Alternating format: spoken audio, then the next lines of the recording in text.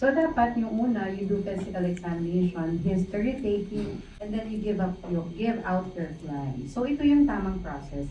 But nowadays, because of the advent of social media, parang nawawala na yun. So parang gusto na lang nila dun tayo agad sa before and after without really asking the background, the medical condition, the history of the patient. So ako, I try to apply pa din the conventional ways of knowing your patient, knowing their history, because yun yung proper. So kailangan kilalanin mo muna yung patient, i-examine mo, hahawakan mo yung ilong, kailangan mo i-assess what's really needed, and then that's the time you give up your plan.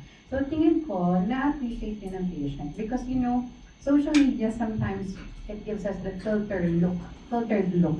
Pero in reality, ang question is, achievable ba yung mga results na gusto makita ng patient or makatotohanan ba siya in short. So we really need to focus on knowing the patient, knowing what they want, and giving them the proper treatment plan for them.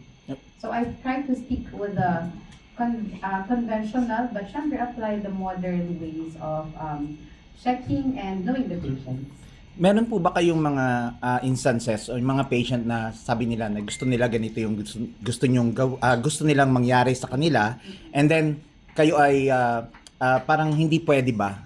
So inexplain niyo sa kanila na hindi pwede. Yes, so marami na ako na broken hearted din na patient because in reality, dun tayo sa totoo lang, no? So for example, you show me this specific look, I will tell you if it's achievable or this is if this is achievable and if kaya ba siyang ma-achieve or does it fit your personality or your anatomy per se.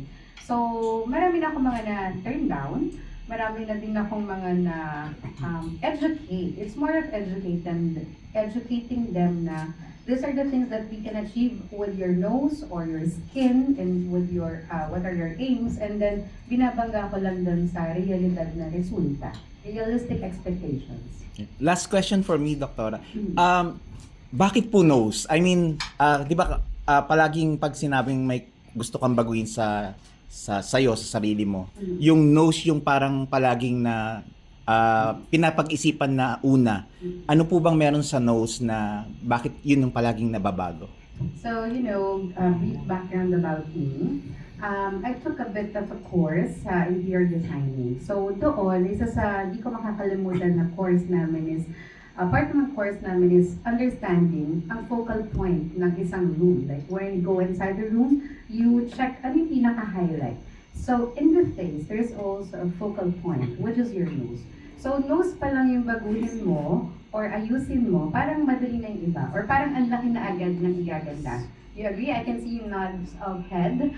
So, ibig sabihin, yun lang yung i-enhance mo, parang everything else medyo mas madali na. And para kasing hina-highlight niya the rest of the features of the face. So, sabi ng mga patient, Dok, nagpa-rhino lang ako, pero sabi ng mga tao, parang gumanda yung mata ko, gumanda yung cheeks ko, gumanda yung smile ko, kasi nga siya yung focal point, siya yung sentro ng face. So, a little enhancement or if you improve on your nose, malaki na yung difference.